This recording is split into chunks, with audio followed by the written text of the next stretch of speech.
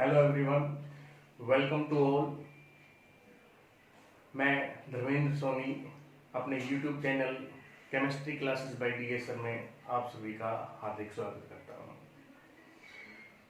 तो बात हो रही थी लास्ट लेक्चर के अंदर regarding the atomic and ionic radius के बारे में कि एटॉमिक और आयनिक रेडियस क्या है, किस तरीके से वेरी करेंगी, आइसोइलेक्ट्रॉनिक स्पीशीज के बारे में, उनकी रेडियस या आयनिक स्पीशीज के बारे में कि किस तरीके से वेरी करेंगे, वो सभी बातें हमने की।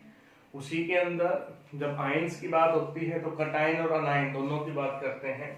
कटायन के अंदर स्मॉलेस्ट एटॉमिक आयनिक रेडियस किस कटायन की होगी, तो हाइड्रोजन आयन है उसकी स्मॉलेस्ट होती है आपके पास कटायनिक रेडियस H पॉजिटिव की। लार्जेस्ट साइज पूछ ले कटायन किसका होगा, तो सीजियम पॉजिटिव का होगा, CS पॉजिटिव का। अनायन में पूछ ले स्मॉलेस्ट अनायन कौन सा होगा, H नेगेटिव होगा। और लार्जेस्ट आपसे पूछ ले तो कौन सा हो जाएगा, I नेगेटिव हो जाएगा। इस चीज को लेकर ये तो उनसे रिगार्डिंग की बात थी। अब बात करते हैं नेक्स्ट टर्म से रिगार्डिंग की, जो एटम की प्रॉपर्टीज में आती है, वो है आयनाइजेशन एंथैल्पी, आयनाइजेशन एनर्जी और आयनाइजेशन पोटेंशियल। पहले अर्लियर टाइम थोड़ा सा पहले आयनाइजेशन एनर्जी के नाम से जानी जाती थी, आयनाइजेशन, उसके बाद आयनाइजेशन एंथैल्पी और अब आयनाइजेशन पोटेंशियल। तीनों इसी के नाम है। क्या होगी, क्योंकि हमने एटम का स्ट्रक्चर पढ़ा है कि एटम के अंदर न्यूक्लियस है और न्यूक्लियस के बाहर जो सेल्स हैं अलग अलग, उनमें इलेक्ट्रॉन्स प्रेजेंट है। तो वो दोनों एक दूसरे से अट्रैक्टेड है, अपोजिट चार्ज है। तो जो लूजली बाउंड इलेक्ट्रॉन है, जो आउटर सेल के अंदर इलेक्ट्रॉन है, उसको हमने इजेक्ट करना है, रिमूव करना है।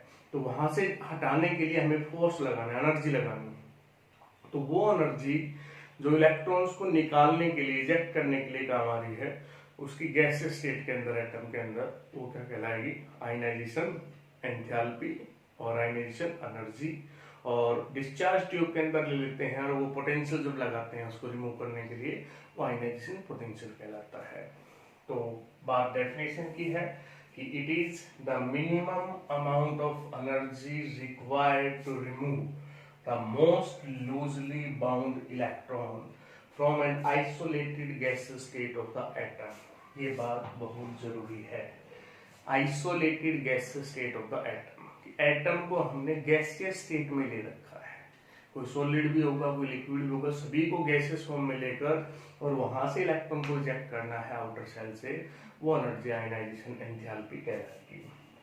जैसे ये कोई भी एटम हो गया गैसियस फॉर्म के अंदर, यहाँ जो एनर्जी यूज हुई है, कंज्यूम हुई है, वो आयनाइजेशन एनर्जी है आपके पास, आयनाइजेशन एंथैल्पी है। और मोनोवैलेंट पॉजिटिव आयन बन जाएगा, क्योंकि एक इलेक्ट्रॉन लूज हो रहा है तो 1 पॉजिटिव चार्ज उसके ऊपर आ जाएगा। इसको मेजर किस में करेंगे, एक्सप्रेस करने में मेजर करना है। इस आयनाइजेशन एंथैल्पी को हम इलेक्ट्रॉन वोल्ट पर एटम के अंदर, किलो जूल पर मोल के अंदर या किलो कैलोरी पर मोल के अंदर, इनमें से किसी के अंदर भी मेजर कर सकते हैं। इलेक्ट्रॉन वोल्ट पर एटम और किलो जूल पर मोल में क्या रिलेशनशिप है, वो आपके सामने है, 96.49 किलो जूल पर मोल, ये इसके बीच में रिलेशनशिप होगी।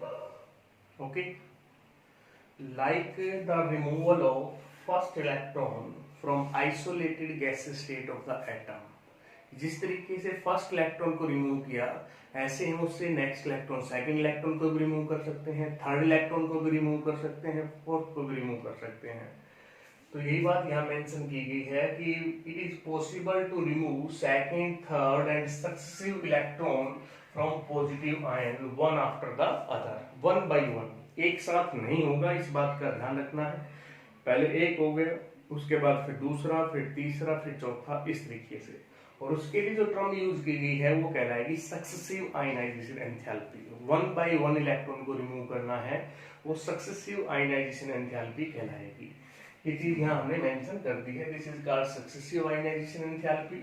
ये मोनोवैलेंट आयन था आपके पास, पॉजिटिव आयन था, वहां से दूसरा इलेक्ट्रॉन निकालना है, सेकेंड आयनाइजेशन एंथैल्पी कहलाएगी। तीसरा इलेक्ट्रॉन निकालना है तो थर्ड आयनाइजेशन एंथैल्पी कहलाएगी। इसी तरीके से अब जो इंटरेस्टिंग बात है इसके अंदर, जो नोट करने लायक भी है, ध्यान रखने लायक है, वो ये है कि जो वैल्यू है, मैग्नीट्यूड है, वो सेकंड आयनाइजेशन एंथैल्पी का फर्स्ट से ज्यादा होगा सिमिलरली थर्ड का सेकंड से ज्यादा, फोर्थ है तो उसका थर्ड से ज्यादा, इस तरीके से। ऐसा क्यों? क्योंकि एक इलेक्ट्रॉन लूज होने के बाद यहाँ पॉजिटिव चार्ज आ गया, एक positive charge, affective nuclear charge बढ़ गया, इलेक्ट्रॉन कम हो गए। सिमिलरली दो इलेक्ट्रॉन रिमूव हो गए तो यहाँ टू पॉजिटिव चार्ज आ गया, अफेक्टिव न्यूक्लियर चार्ज और बढ़ गया।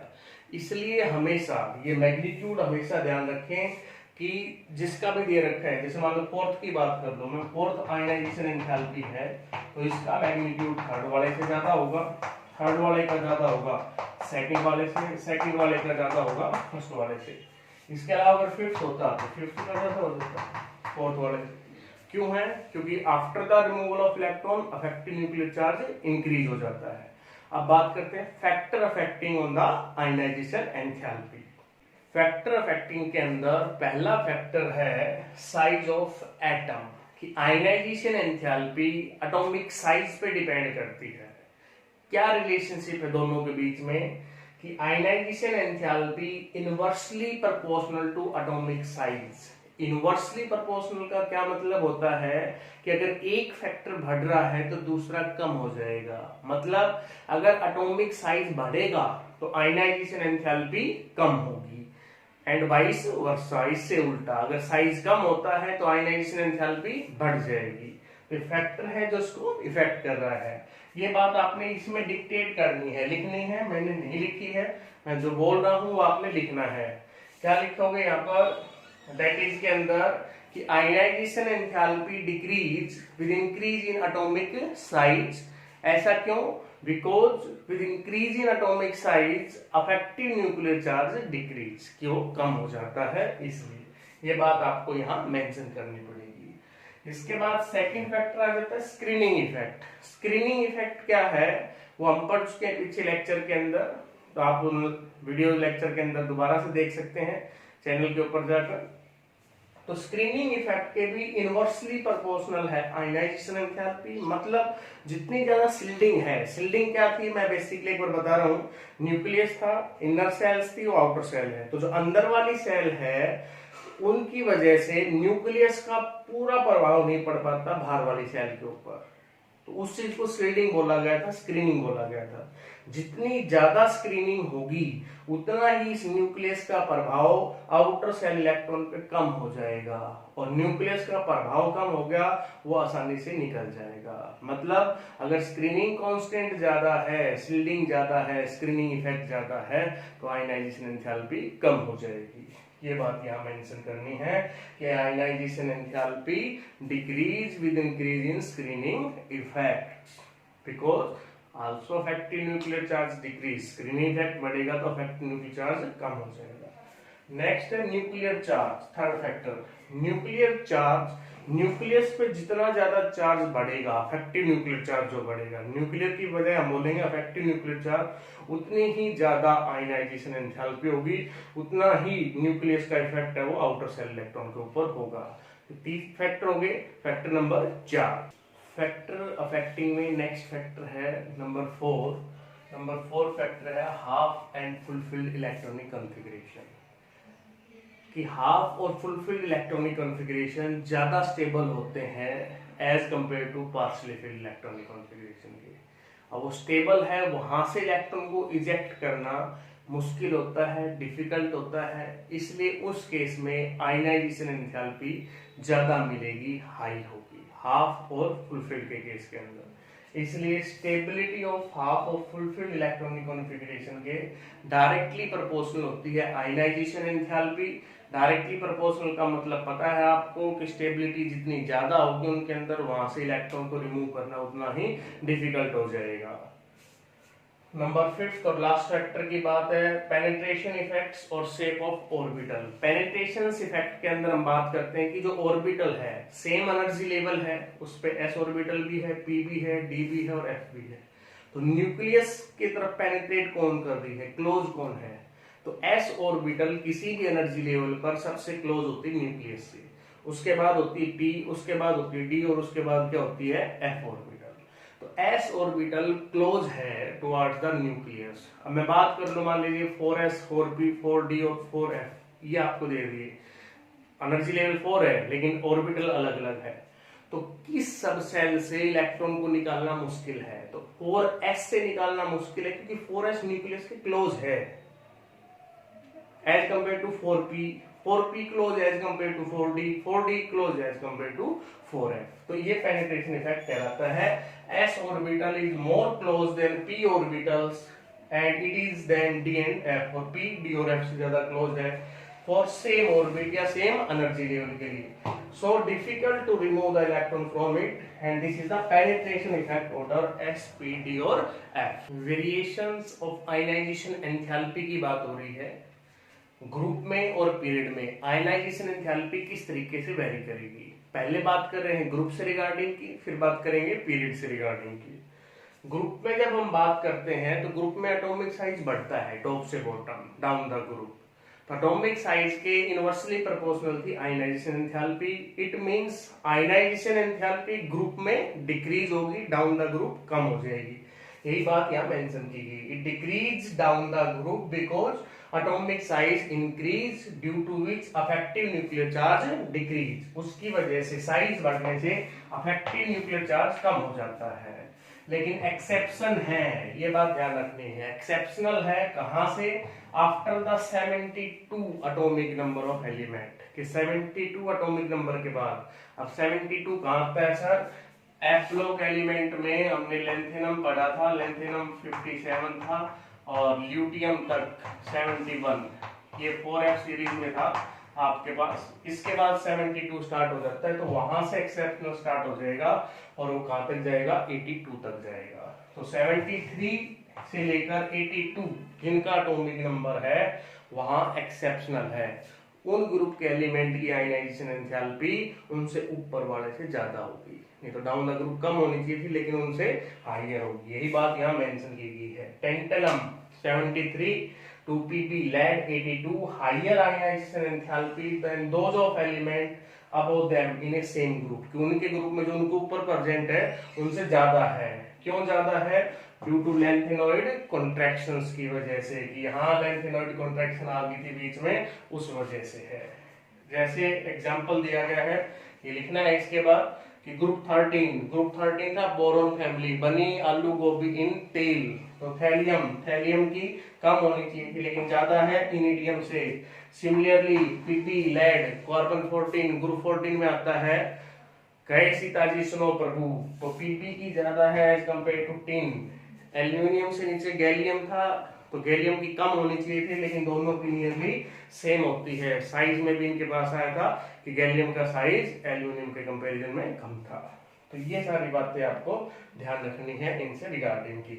अब बात करते हैं पीरियड के अंदर कि आयनाइजेशन एंथैल्पी पीरियड में किस तरीके से वेरी करेगी। अब बात हो रही है पीरियड के अंदर आयनाइजेशन एंथैल्पी कैसे वेरी करेगी। तो पीरियड में एटॉमिक साइज डिक्रीज हो जाता है, आयनाइजेशन एंथैल्पी इंक्रीज हो जाती है जनरली। तो लेफ्ट से राइट आयनाइजेशन एंथैल्पी की वैल्यू बढ़ेगी। एक्सेप्शनल है इसके अंदर कि एक्सेप्शनल क्या क्या होंगे, तो सेकंड और थर्ड पीरियड के जो एलिमेंट है वो एक्सेप्शनल दिखा रहे हैं। कहाँ एक्सेप्शनल होगा? जहां इलेक्ट्रॉनिक कॉन्फ़िगरेशन स्टेबल हो रहा है।